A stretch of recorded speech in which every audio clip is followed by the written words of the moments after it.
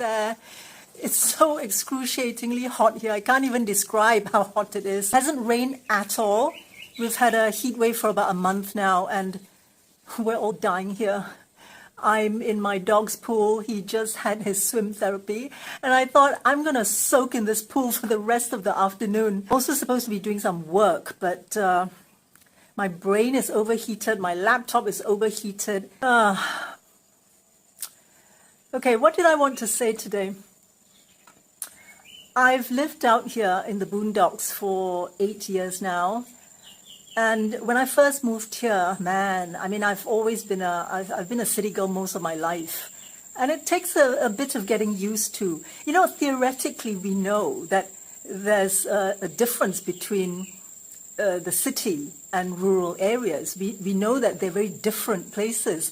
But, you know, we wouldn't truly understand until we've lived it.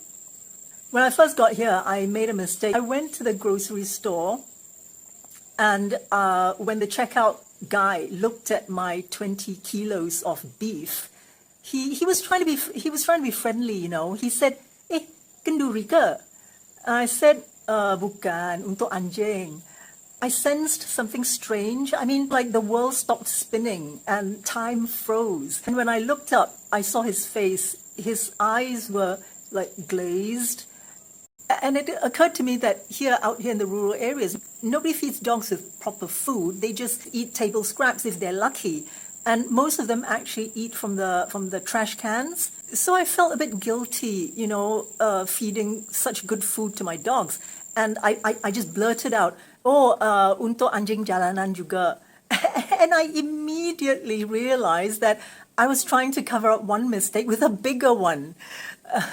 I mean, who feeds strays with meat, right? Not in rural areas. So I just shut my mouth. The rest of the time when he was packing my stuff, he stopped being friendly. I don't know, he was stunned or something, I don't know. So fast forward to the next grocery trip. This time there was a girl at the checkout counter. She looked at my stuff and she said, "Ooh, banyaknya, miss, kenduri ke?"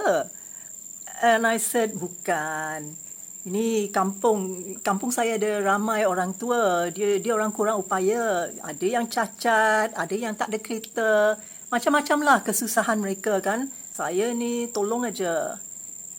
I didn't want to continue a conversation that was basically a lie. So that was that. You know, an entirely new environment takes a lot of getting used to. For instance, here, I find myself spending a lot of time just living. I mean, apart from work, I spend most of it just living. You know what I mean? I mean, you know, when there's a leak in the plumbing, I do it myself because it's hard to get someone to come all the way out here. And they'll charge quite a lot, you know. They charge more than in the city. The trees need pruning, the weeds grow before your very eyes. I have to cook twice a day because there's no delivery services, you know, and there are electrical surges, so they can explode a socket or two. And, you know, I have to do the rewiring myself because there's no point in asking someone to just rewire one socket. So there's a lot of DIY stuff to be done. I mean, everyone here does their own thing. Hardly anyone calls someone to do handyman stuff, you know, even if your toilet is overflowing or the pipe bursts. You just have to figure it out yourself. When it's rainy season, there's so many types of fungi? Yeah, there's so many types of fungus that attack my plants, and moss is everywhere. You know, the whole place looks like a hobbit's house.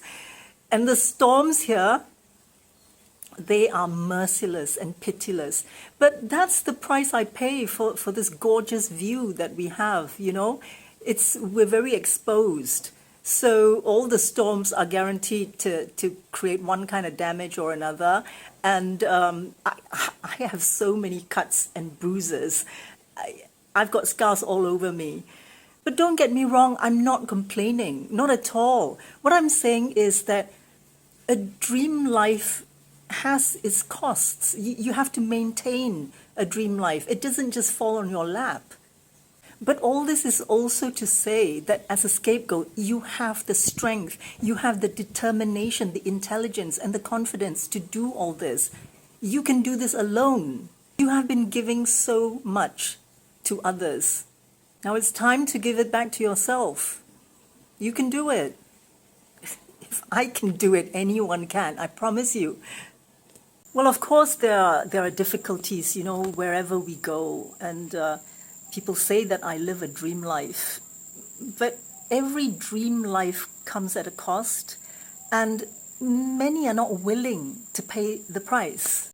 The irony is that once you decide that you're willing to pay the price, you'll find that there wasn't really a price to pay, but rather it's an exchange of something shallow and transient for something more real and lasting and sustainable. It's sustainable happiness, contentment, and peace of mind. I wouldn't call that paying a price.